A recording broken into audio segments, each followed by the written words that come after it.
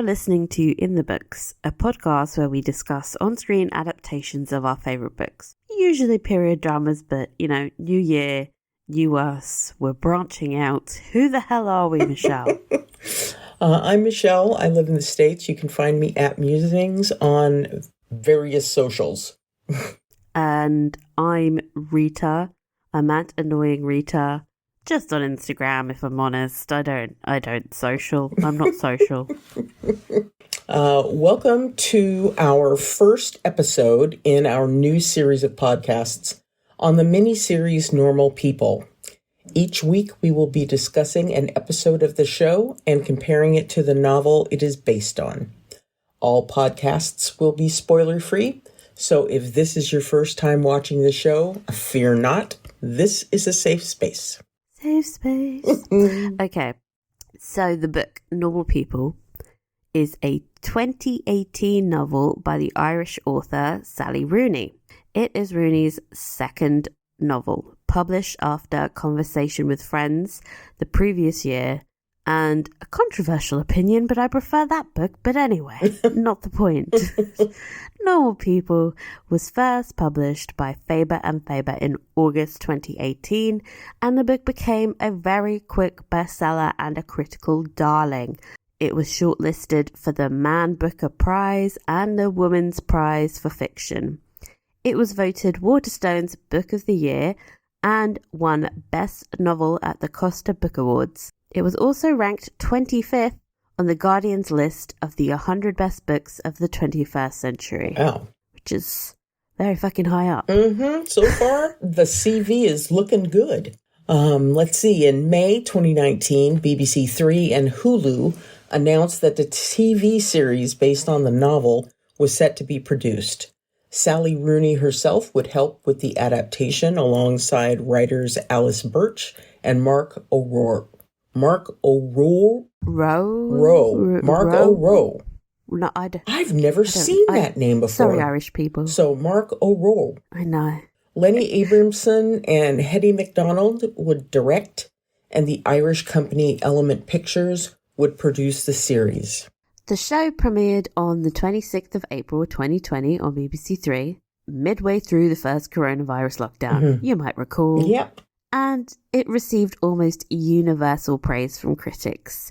It has a 91% rating on Rotten Tomatoes. So really like the absolute opposite of what we just encountered. Exactly. The site's critical consensus states, quote, anchored by Daisy Edgar-Jones and Paul Mescal's vulnerable performances, Normal People is at once intimate and illuminating, beautifully translating the nuances of its source material.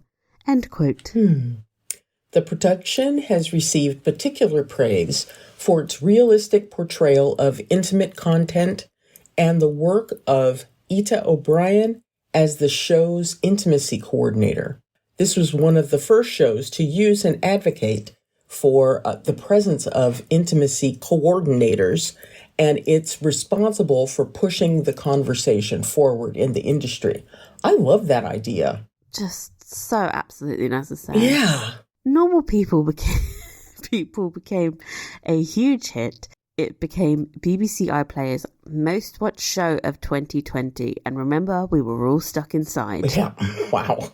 It got over 62 million streams. Nice.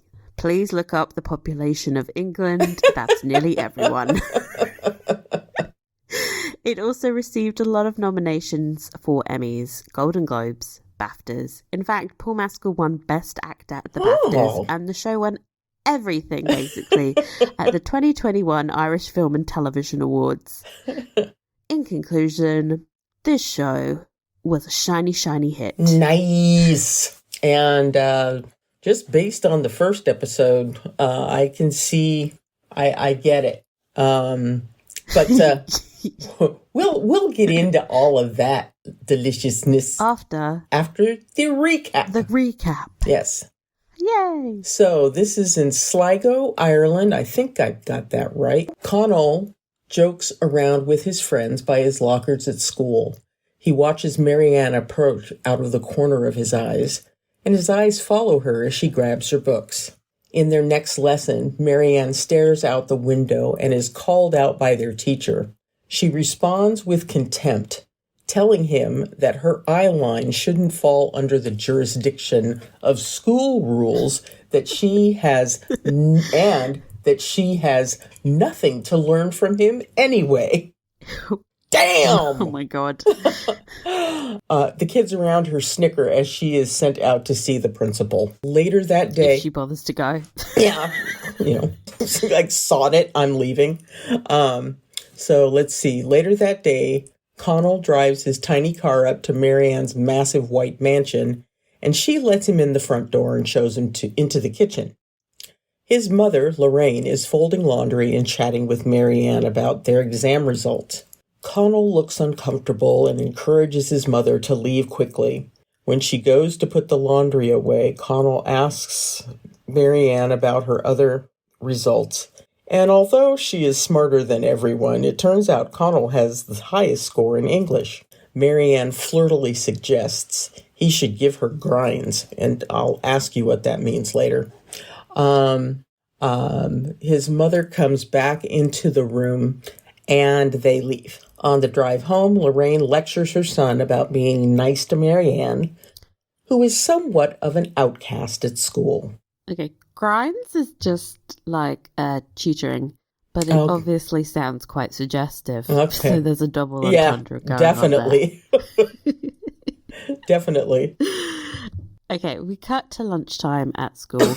Connell sits chatting with a group of his popular friends as Marianne reads a book and absentmindedly spoons her yogurt. It drops on her shirt instead of her mouth. We've all been there. Yeah. So she goes to the toilets, takes off her shirt and washes it in the sink. Connell's friend, Rachel Moran, walks into the bathroom and looks shocked and amused to see Marianne undressed. Oh my God. Like, calm down, Rachel. Clutch the pearls. At night, Connell and his mother eat dinner together. Connell is explaining that he has absolutely no idea what he wants to study at university. Lorraine tells him he needs to hurry up and decide as the deadline is fast approaching, and then jokes about him becoming a marine biologist. Not really his vibe. Meanwhile, Marianne is eating dinner alone when her mother walks in and starts barking complaints about the windows being open in the dark. Marianne tries to make polite conversation with her mother, but their stilted small talk is interrupted by the arrival of her brother Alan. Oh, Alan. Mm-hmm. He pops in to get some food and makes a dig about Marianne having no friends. Nice. Brother of the year. Nice, Alan. The next morning, as he is driving his sister to work, Alan receives a call from his friends and dumps Marianne on the side of the road so he can go pick them up. Ugh. It is pouring down rain, and Marianne shivers as she makes the trek into school. She arrives mid-English lesson, drenched. Her teacher reminds her that the lesson started at 9, and Marianne snarks back to just give her a detention and move on. Oh my God, I stan her so much. After the lesson, Marianne watches as the teacher, Ms. Neary, flirts with Connell. The teachers move down the hallway to the next class. As they wait to be allowed in, Connell's friends all start joking about Marianne looking like a drowned rat. Rachel asks if she stripped off in the toilets. Marianne snarks back that she can give her an invitation for next time. And when Rob remarks that Marianne gets away with shit because she is smart, she jokes that she understands he is at a disadvantage there. Connell laughs. He finds her hilarious, yes. And I love that for everyone. Yes. After school, Connell is in his Gaelic football kit. The tiny, tiny shorts are out. Yay! He runs into Marianne, who is waiting for her detention, the one she requested. He asks her why she has to be so harsh on the teachers, even the good ones. And she's like, quote, I object to every thought or action or feeling of mine being policed like we're in some authoritarian fantasy, end quote. Which is so dramatic. It makes Connell literally laugh at her. He's like, it's just school. They also discuss the creepy Mrs. Neary interaction, and she asks if they're having an affair. Connell is horrified, and she's forced to apologise and says it's probably just because he blushes so much around her that everyone thinks that he likes her. And actually, he's blushing right now. He was so red. Poor Marianne angel. apologises. His poor little complexion. Yes. Marianne apologises again and tells him that although he probably hates her, he's the only person that actually talks to her. And she likes him. Ooh, Connell blushes again and then makes an excuse to leave for training. He's like, I'm training, bye. So the next day, Marianne watches Connell play and score the winning goal. Or try. I have never watched that sport, so I don't know. He wins something at Gaelic football. On the bus home, I love the scene. Connell sees Marianne sitting alone and just casually sits beside her. Ooh. They sneakily look at each other as they ride in silence, basking in the immense, overwhelming sexual tension. Yeah. After school, Connell picks his mother up after work as usual. He waits for her in Marianne's living room as she finishes up mopping. He picks up a copy of the Communist Manifesto on the bookshelf. Marianne walks in and offers to lend it to him. He says he's read it already and recommends it to her on the grounds that it has, quote, a lot about feminism and all that, end quote. Very specific book nerd swoon moment. Indeed. Marianne asks if his friends know how much he reads, and Connell shrugs and says they aren't interested. Their interests lie elsewhere, like bragging about who they are sleeping with. Colin admits that he does find that annoying, but at the end of the day, they are his friends. Connell asks her if, yesterday, when she said she liked him, if she meant as more than just a friend. Marianne stares at him, thirsty as all hell, and nods. More than friends. Connell tells her he is a bit confused because he thinks things would be awkward in school if something happened with them. Marianne looks crushed, then tells him no one would have to know. They lean in for a beautifully shot kiss. When Marianne tells him it was nice, he responded that it's like she's never kissed anyone before. She says she hasn't, and they both start to giggle at the absurdity. Connell then ruins the moment by making her promise not to tell anyone. Marianne points out that she has no one to fucking tell. Connell leaves her house and arrives at his friend Rachel's house for a big boozy house party where he is the man of the hour. Meanwhile, Marianne lies on her bed and stares at her phone. Oh, the contrast. School, Connell and Marianne continue to act like they don't know each other. Connell is not very good at this, however, and keeps staring at Marianne in lessons. Babes, I think everyone knows. Yeah. The likelihood of no one noticing this creepy creeper stalker behaviour is zero. That afternoon, Connell appears at Marianne's door. She tells him his mum isn't working that day, and she leads him back to the living room and asks if he's going to start kissing her again, which he does. The makeout session comes to an abrupt stop when Marianne suggests they take off all their clothes. Maybe not in the living room in the middle of the day. Yeah. Connell has to take his mum to the shops anyway, but invites Marianne over on Saturday. She smokes and remarks that he was tempted by her offer and agrees to meet him on Saturday. So, we're on the cusp of Bow chicka wow wow at the end of the episode. But like a melancholy Irish. Yes. Bow chicka wow wow. Yes. Okay. Let us begin the discussion where we always do, with familiarity with the book and the show. And it's always the same. Yes. I knew absolutely nothing about this show until Rita started poking me with the suggestion of, we should watch this show. It's not a period drama, but it's a drama nonetheless. And it does come from a book. So it's like, well, then, of course, that falls into our purview. And so I actually watched the episode today, this evening, as a matter of fact. So it's still very fresh in my mind. But I have not started the book. So that is my next thing to do, is to download the audiobook and get started on that. Okay. Mm-hmm. Exciting stuff.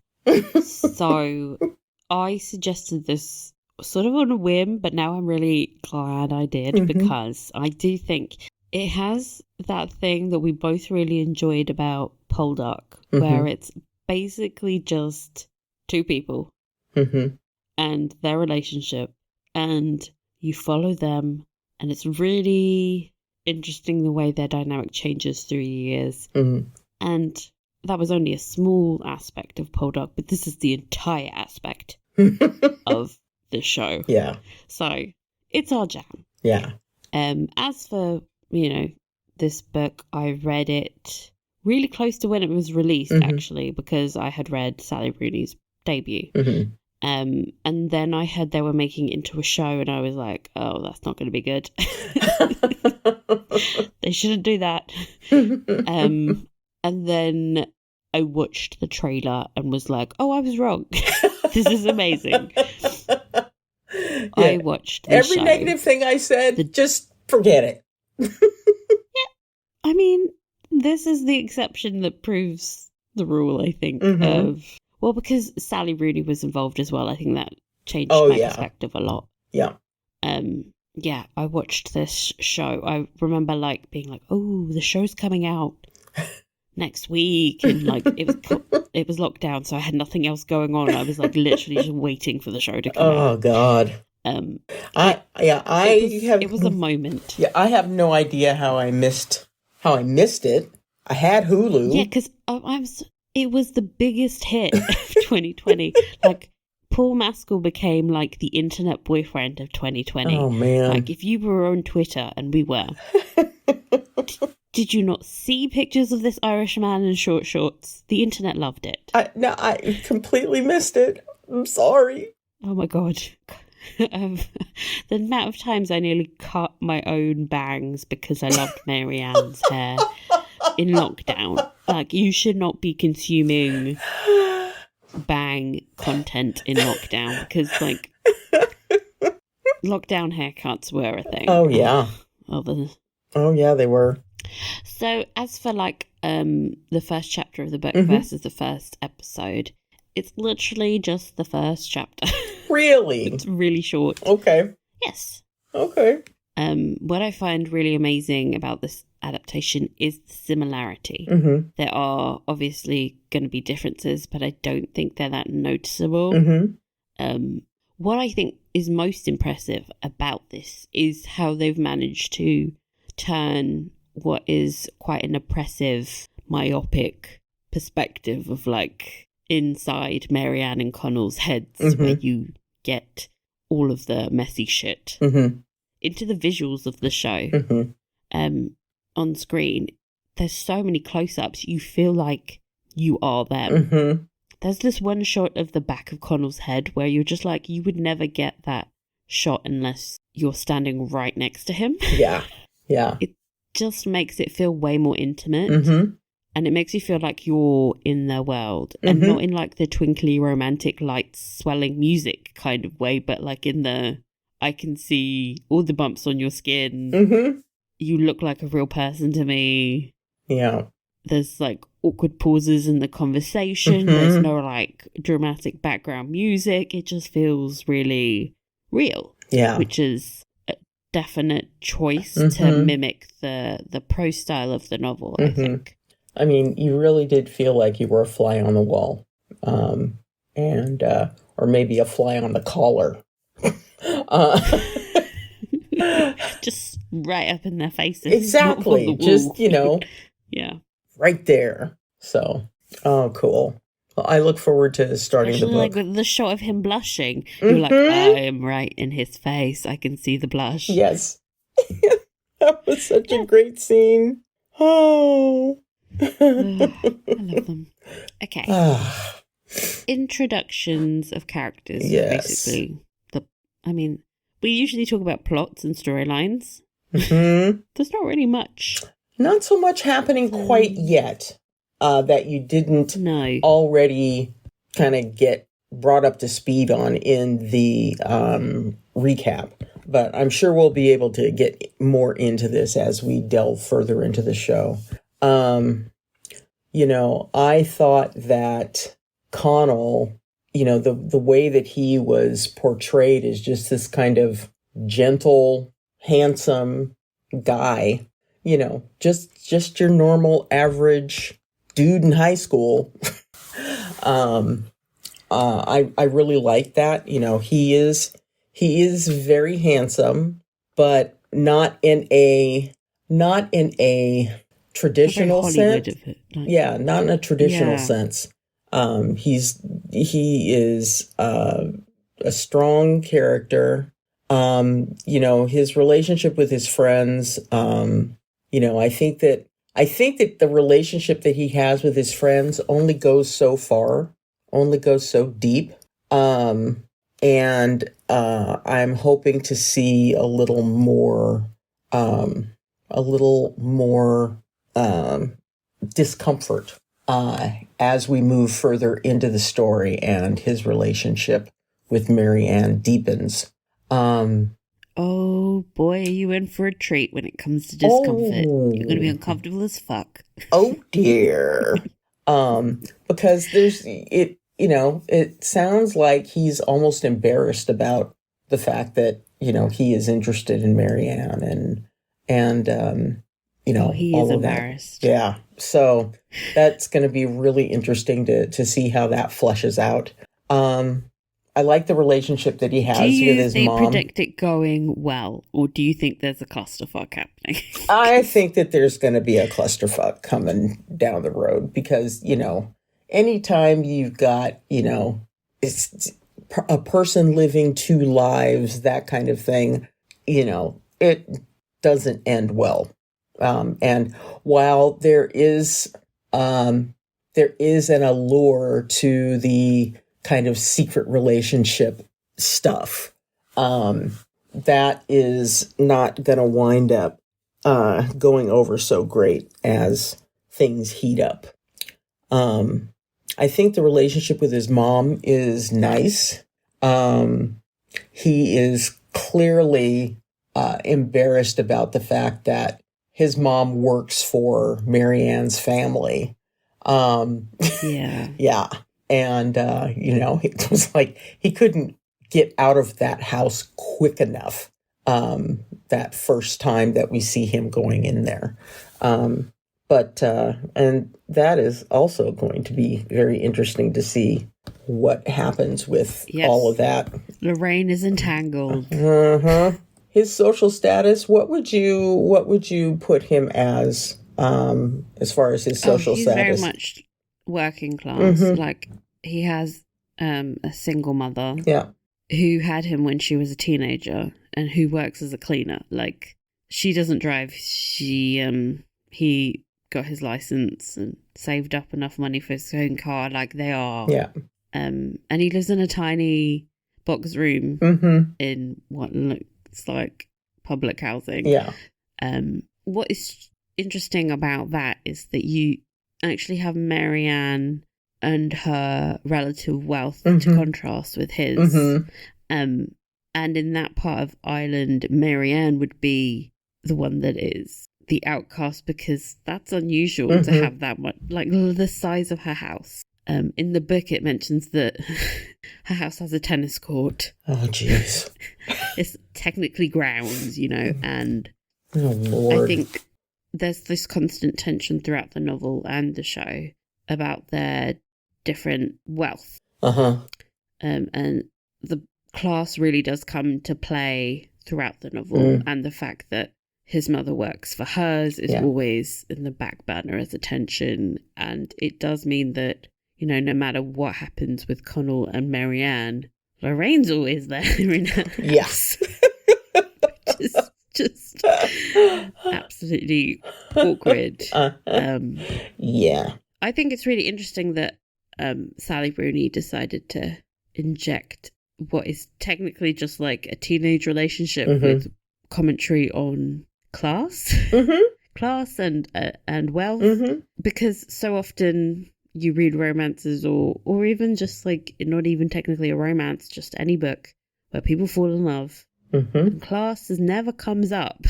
Yeah. And it's such an important driver for how people interact with each other. Of course, like him being working class and her being wealthy would mean they have vastly different lives and experiences, and that is certainly going to come up as they go through the rest of the show. I also just want to mention that I love Lorraine. She is amazing. I stan her as a mother. Basically the best mother in anything. She was pretty and I love lovely. her relationship with Connell. Like, she loves and supports him, but she doesn't coddle him. And I want all mothers to be like this, because you have so many mothers think that their sons are like perfect little amazing angels, and you know, any girl that they come into contact with are harlots sent to ruin their son. And with Lorraine, you just get the sense that she's bloody sensible. Yeah. And is raising her son well, because Connell's making some mistakes, but he will get there in the end. Yeah. I think. Yeah. Meanwhile, Marianne, what did you think about her? I absolutely adore her, and the snarky spunk that she has.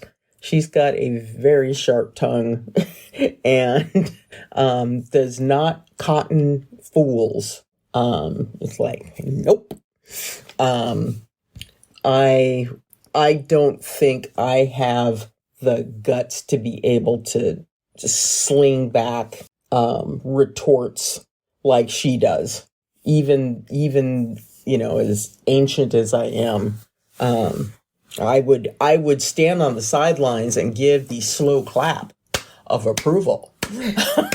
But yeah, I just love how sharp she is. Her awkwardness with Colin.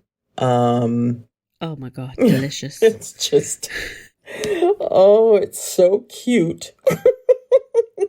I think what's funny about Marianne is she sort of falls into the Ali Sheedy Breakfast Club cliche, you know, the conventionally attractive girl. Yeah. But like, oh, she has a ponytail. She reads books. So she's become this object of ridicule, and you're just like, what? That doesn't make any sense. Yeah. And it really is a case where her personality is blinding everyone to the fact that she's a secret hottie. It's insane. It's like, y'all aren't looking very close now, are you? I find her relationship with the school and the teachers weird. Like, I understand being told to not look out a window when you're almost 18 feels patronizing. Yes. But she really blew up. She was not pulling any punches, man.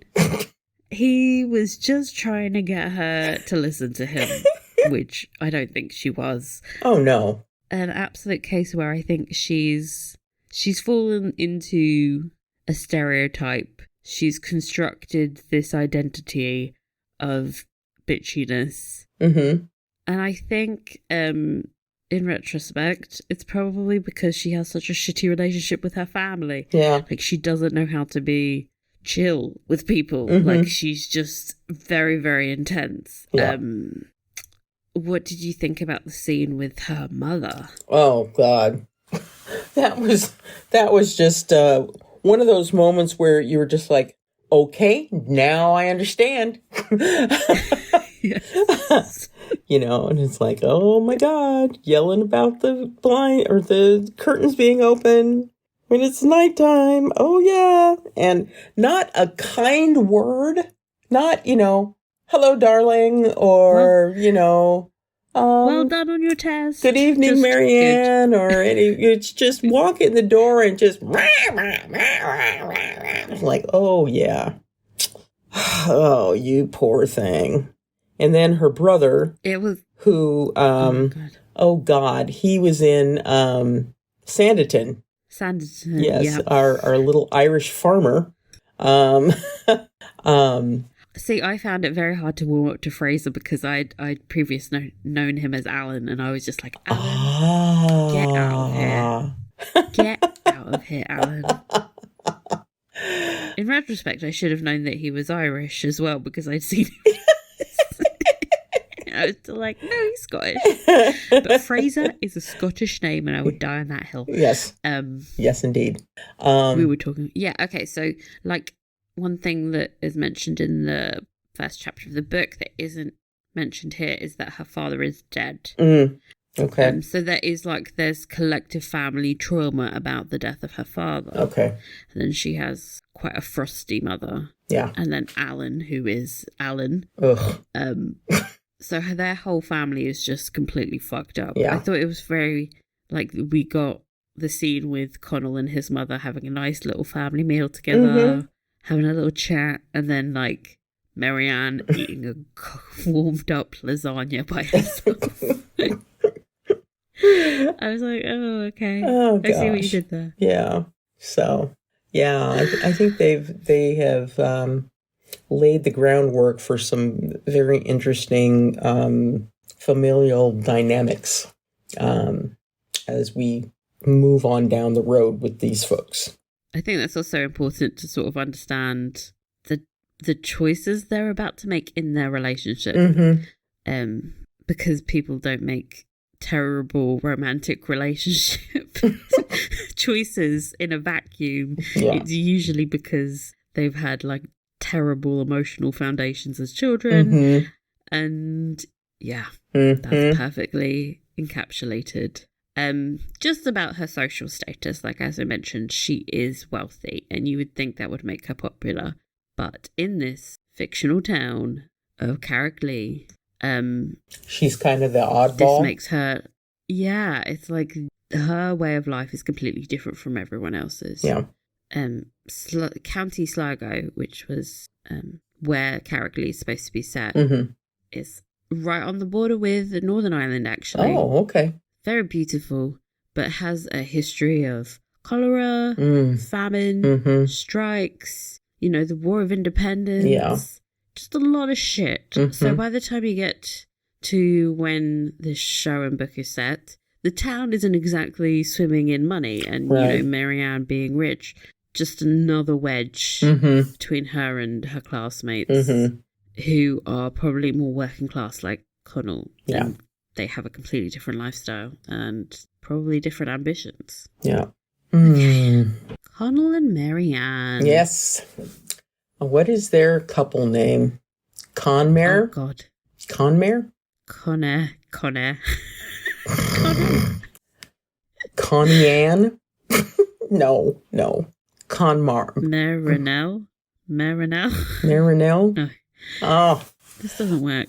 Y'all come up with some Marinelle. Suggestions and share them with us. Like, they all sound like diseases, Yes. which is not a great start.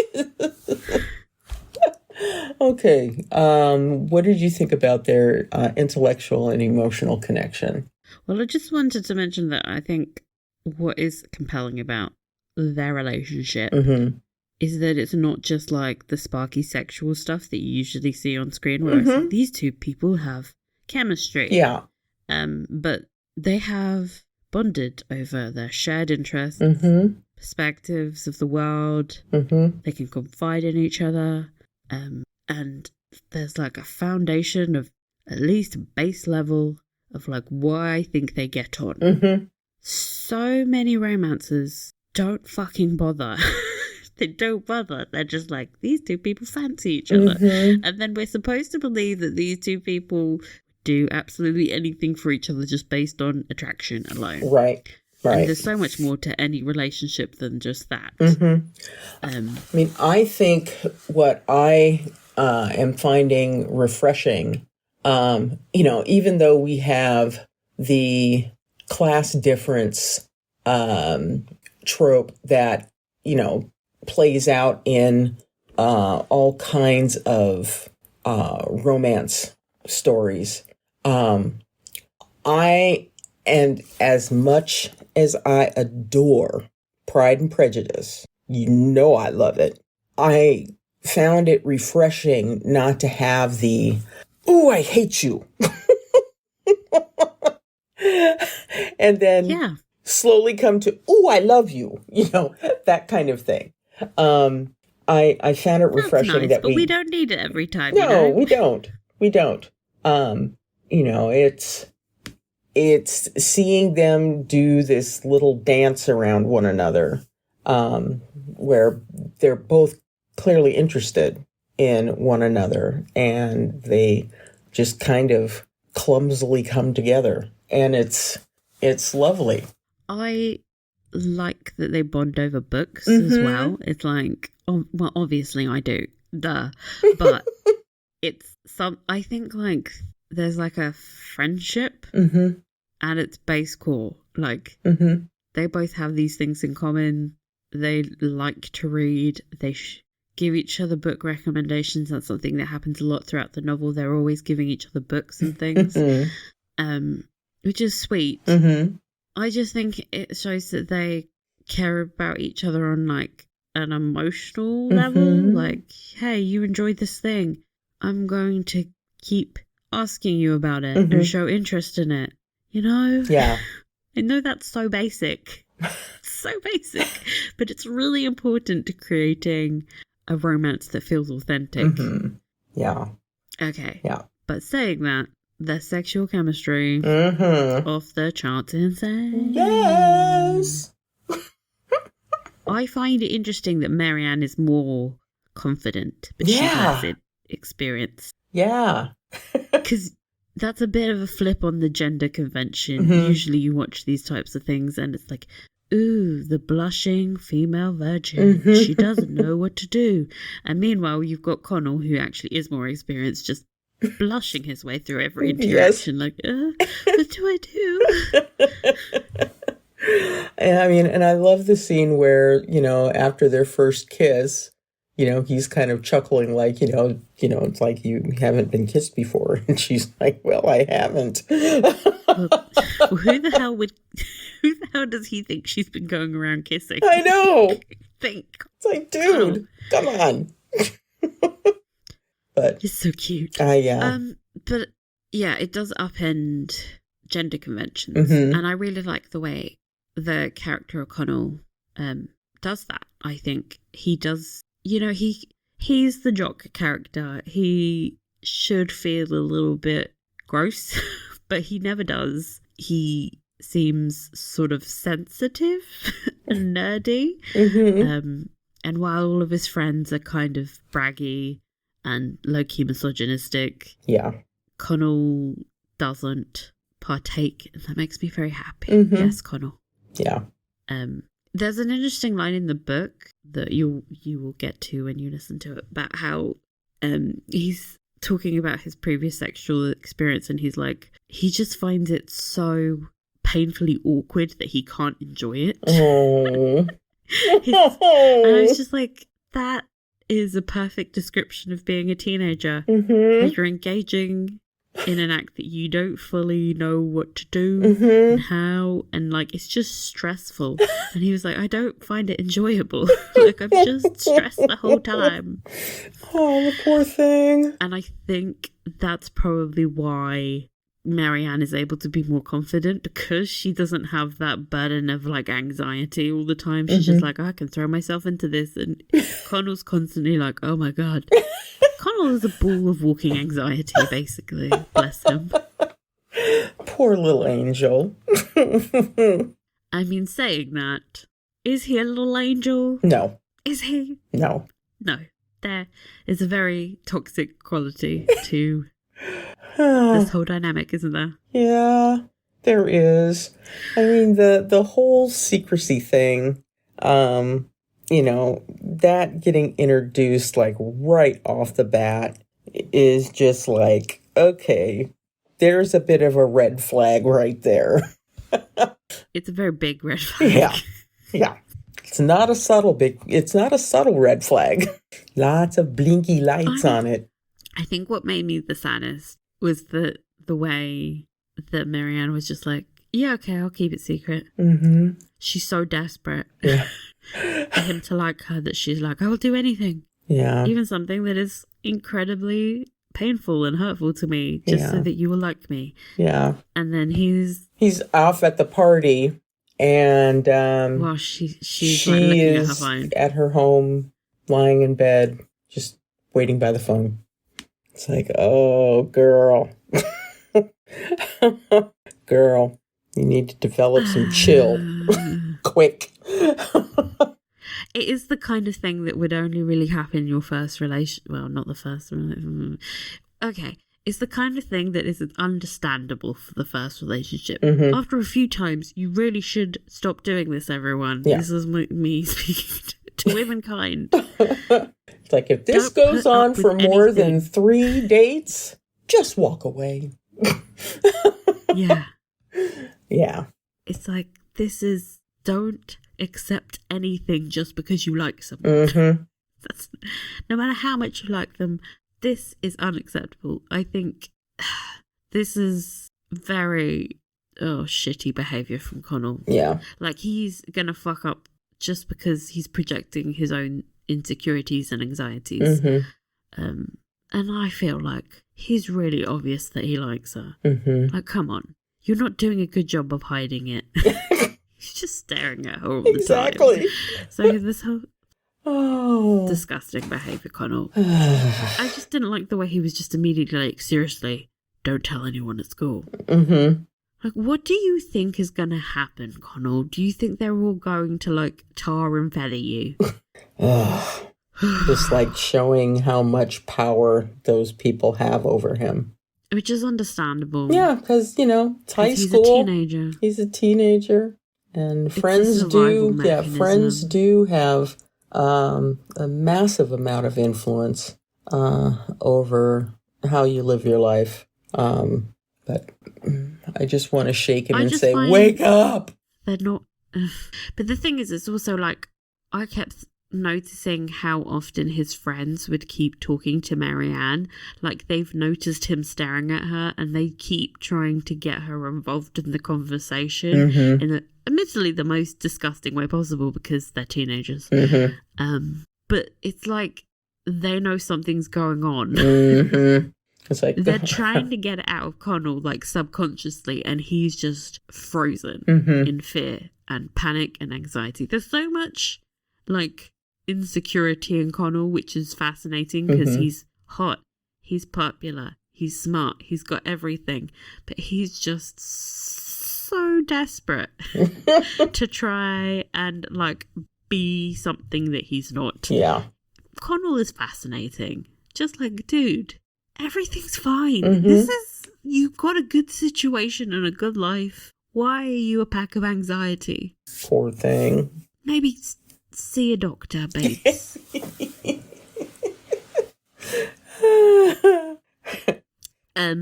There are some great meds for anxiety now, son. So, get hooked up with some of those. 2011. We were in a different place with that's true. Mental health. That's true. Unfortunately. Yeah. Favorite performances? I loved, every scene where Marianne is just slapping back at the teachers. I loved that. Yes. She, that fire that she has, I really enjoyed. I loved the dinner that Lorraine and Connell were having, that stew, which looked amazing. And Katie and I were watching it, and we hadn't had lasagna for sure. Yeah, Katie and I were watching it before we had anything to eat, and I was like, "Oh my god, that looks good." But I just love get Lorraine over to cook. The relationship and the conversation. And I know we have noted down here to talk about photography. beautifully lit. Everything was just beautifully lit. And so natural. Yeah. It was just beautiful. So yeah, I think those were a couple of my favorite performances. And then, of course, the kissy kiss, because, And the kissy kiss. Yeah. That was a really beautifully shot It kiss. really and was. I mentioned that in the recap. Yeah. But it shows you, get an intimacy coordinator. Mm-hmm. Usually people just like slobber all over each other and we're like, okay. But that looked, it was perfectly timed. A perfect first kiss. It was great.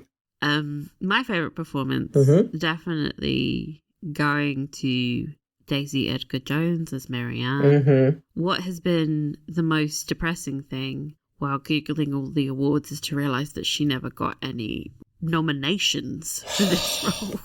That's obscene. All of the flowers went to Paul Mescal, and he is amazing, and I love him. But this would not, he wouldn't be able to give his performance without Daisy. Yeah. And what is nice is all of his interviews, he's always like very glowing about her. Mm-hmm. Well, that's good. And I think he understands that. But I guess because her role is kind of like a mildly bitchy, rich girl that doesn't have like quite the mass appeal of the handsome working class man. Yeah.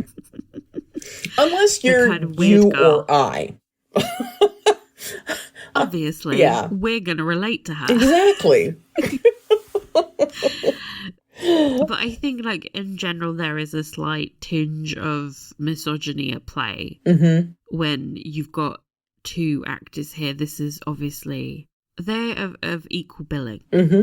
And only one of them, the male actor, gets all of the awards. Yeah. Like, that's fucked up. Her performance is really good, and she goes to some very difficult places in this show. Like, let's celebrate Daisy. She does. Also, she's not fucking Irish, and she's pulling off that accent. Wow. Okay. Exactly. Wow. That's impressive. Exactly. You cannot tell. So, I'm here to support women. Yes. Favorite scene. I've already said. Yeah, I think, when they're on the bus. Yeah. Oh, yes. That was so sweet. I think to me, I was like, that's the scene that I most like have visceral reactions to, because it's like I get flashbacks to being in like secondary school, sitting in my little uniform next to the boy I like, being like, please notice me. Blink, blink. Oh. Wondering if he's looking back. Oh, gosh. That's so sweet. And the scene where they're... first of all, I'd never heard of Gaelic football. Yeah. Yeah. I'd never heard of it. I thought they were playing rugby. It's very similar, to be fair. Okay. But... I mean, there's kicking. There's running with the ball. There's... I don't know. But really, there weren't any understand. scrums happening, so... Yeah. But... there's lots of variations on, like, foot balls. If that makes sense. Yep. Oh, God. Fun fact. Yes. Paul Mescal actually played Gaelic football at his school. He's like, this is an actual sport he was good at. Yeah, he was playing well. That's how good the casting is. They basically found real life Connell and were like, hey, do you want to be in this show? You want to be in this show? Oh, okay. Like, yeah, okay, yeah. But no, he was playing really well. But yeah. I mean, we assume, we don't know what's going on. He scored. He appeared to be competent. Yes. Everyone else seemed excited by him. Yes. So, yeah. So, oh my gosh. So, costumes, hair, and makeup. I'm a sucker for school uniforms. Oh, that's because you never had to wear them, surely. No, I had to wear them in my grade school, and then... Did it involve a tie, though? Huh? Because Did it involve a tie, though? Because that makes all the difference. It didn't have wait a second. It had one of those little crisscross ties with the snap. Look, the snap does not count. I had to learn how to tie a tie, a skill I have never had to reuse. But yeah, in grade school and then my first year of high school, we had uniforms, and then we didn't have uniforms anymore. But so I've worn school uniforms, and but me and K dramas, and Oh yeah, I like school uniforms as a choice. I think. Oh yeah, I do too. Makes it simple. That's for darn sure. Oh yeah, and it does a huge job in making these 20-something-year-old actors look the right yes. age. Yes, we're going to put you in a school uniform and you will revert back to back in the day. But no, you're absolutely right.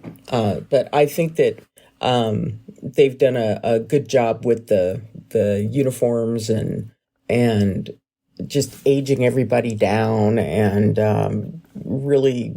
It does also feel very 10 years ago. Mm-hmm. I know that's that's such a hard thing to do, because usually when we do nostalgia, it's 20 years ago, we're making the 90s come back, and there's lots of vintage shops. How do you make it look like 2011? That's so weird. All the phones were slightly older, and the fashion was slightly different, and the hair, it was just so. It hasn't been long enough, nor have things really changed as much as to make it oh my God, this is so vintage. When you're just doing 2011, cute. Yeah, But you can tell that it's not now, right? I was looking at Marianne's phone, thinking that's you. About it. That's about it. Some of their in the next episode, you will see some of their outfits. Okay. When they're not in their uniforms, will give very sort of 2011 vibes. We'll get more periody. It's very hard to call that a period. Yeah. That was last week to me. Yeah. But yeah. My favourite costume, Connell's tiny shorts. Yeah. I am thrilled to tell you that Paul Mescal seems to exclusively live in those tiny shorts. Always getting photographed wearing those tiny shorts. And they sort of became his brand, to the point that in 2020 he auctioned off oh my God, no. Yes. The tiny shorts at everything. Oh my God. When you've got legs like that, you should wear tiny shorts. It's got thighs for days. Oh, God dear Lord. So locations and photography. I love it.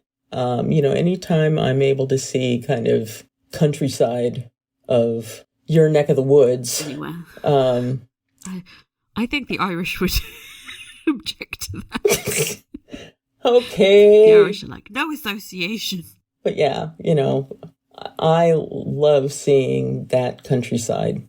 It's beautiful. Yeah. I love this is a really weird thing to say, but I love the shot of when Connell's driving through the country lanes, and then he stops. Yes, and then he backs up and then goes up to her house. Oh, that was great. I don't know why that works for me, but I rewatch it a lot.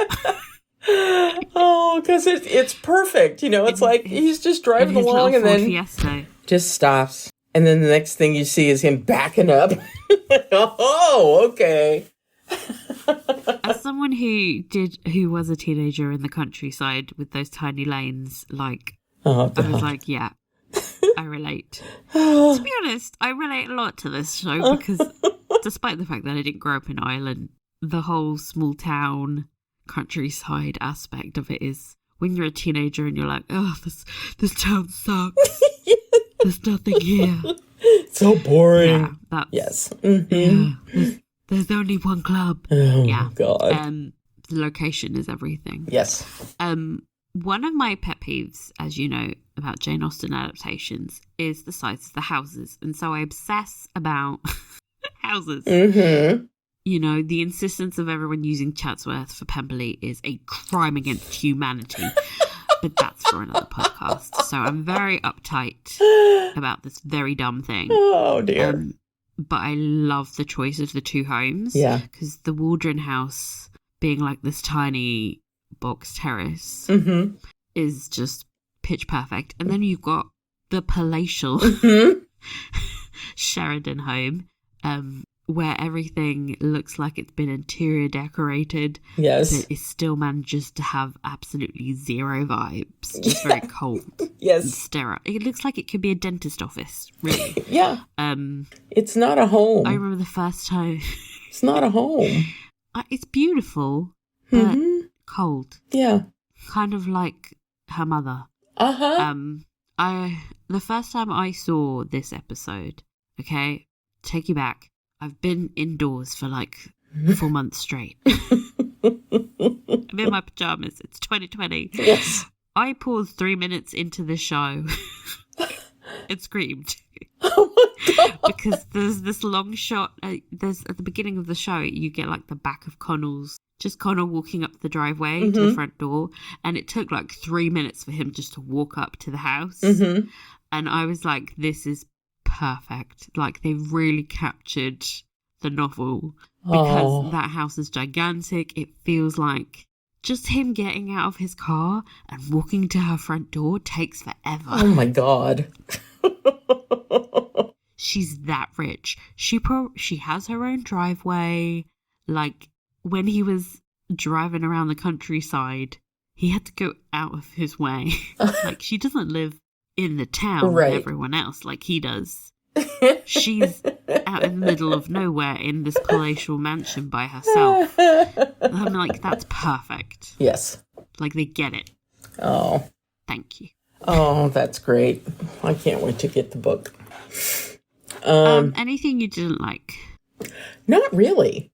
I mean, the show is 30 minutes long, so it's not like there's a huge amount of time to be able to kind of look through and nitpick. I too adore the whole 30-minute episode thing. It's so satisfying. It's so wonderful.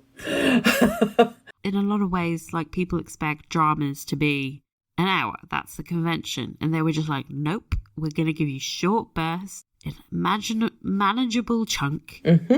And we're going to section this off almost chapter by chapter. Yeah. Like, this is all you need for the introduction. Mm-hmm. And we're not going to try and pad this shit out. Mm-hmm. Respect. Yes. Okay. So... How many communist manifestos out of 5? I'm going to give it 4. Me too. You and I, simpatico. Exactly. But yeah, I'll give it a 4. You know, I'm loving how things are getting set up, but I'm wanting to give myself some wiggle room. Exactly. Mm-hmm. There are better episodes coming. So you need the wiggle room. Okay. Plus, like, not a lot happening. This was purely like, these are the characters. This is the town. Look at his mum. Look at his car. Isn't this a nice rural landscape? Yay. Mm-hmm. You know, there's nothing to... It's nice. Mm-hmm. But you can't sink your teeth into it and bask in the glory. Mm-hmm. You know? Mm-hmm. Okay. Inbox time. Inbox time. Okay. Hello, Michele and Rita. I've never heard of this series until Paul Mescal was nominated for an Oscar. Have you heard he was nominated for an Oscar, Michele? Okay, well... For this? Look that up. No, you can't get nominated for that. Well, Netflix has movies that are nominated for Oscars, so anyway, at least I think they do. Yeah, but they're movies. You can't be nominated for a TV show. Oh. I think. Duh. No, I'm pretty you're right. Sure. TV. Okay, so he was nominated for an Oscar. and I wanted to see what other things he was in, and I remember seeing Normal People, but didn't know how to stream it. When you posted that it was on Hulu, I jumped right in. Here to help. Yes. All I see is Connell. He is sweet, sexy, and so attractive. I think Marianne is not cold, but shy, and doesn't know how to open up to people, but she knows what she wants, and she wants Connell. Mm-hmm. They have great chemistry. They're both complicated, but they fit perfectly together. Both have different backgrounds. She's rich, and his mum works as Marianne's housekeeper. I love Connell's mum. Please, can we start a Lorraine fan club? Yes. I will be Lorraine stands. Lorraine for life. She's so real and tells him the truth about his developing relationship with Marianne. While Marianne has a very cold family that just ignore and is abusive towards her. The only negative thing about Connell is that he acts differently when he is with his friends, but he still comes across sweet. Okay, I've just had an idea for what song we're using at the end. Everybody stay tuned. It's just come to me and it's going to be amazing. I am really enjoying the series, but I just can't keep my eyes off Connell. This is a very thirsty email. Yes. He is gorgeous. I'm on episode 7, but I will listen to your podcast on every episode. Take care, Delia. Thanks, Delia. Thanks, Delia. Remember to stay hydrated. Hi, ladies. Great to see you back for another series. I liked the first episode as a setup. Looking forward to the rest. Just a couple comments. Well, it seems that unfortunately the experiences of growing up in an Irish, Scottish, or English country town seems to fall into two camps. A wonderfully funny or dreary existence based on the literature and TV I watch. I must say I love both versions. In reality, it's a bit of both. It's just a bit of both. I must say I love both versions, but what does it say about me? Crying, rolling, laughing face emoji. I'm watching the series and reading the book in tandem, and thus far they mirror one another with an obvious note that there is more description and explanation of what is going on in Marianne and Connell's mind. My heart just feels sad when I watch Marianne is all alone, and I mean really alone, at home and at school and life in general. This first episode just brings all sorts of feelings back about high school. I mean, I think most people can relate in some way to what's happening here at school with Marianne and Connell, whether we witnessed or were subjected to this. Yes, absolutely. It seems to be a universal truth that high school is a form of the TV show Survivor. You got to make the right strategic relationships, avoid the wrong people, and all the while pretend like nothing affects you. It's training for life, unfortunately. The problem is that not everyone is equipped to deal with it all at the same time, and it generally doesn't bring out the best in normal people. See what I did there? Winky face emoji. Oh, yeah. Ciao, Maria. Thanks, Maria. Thanks, Maria.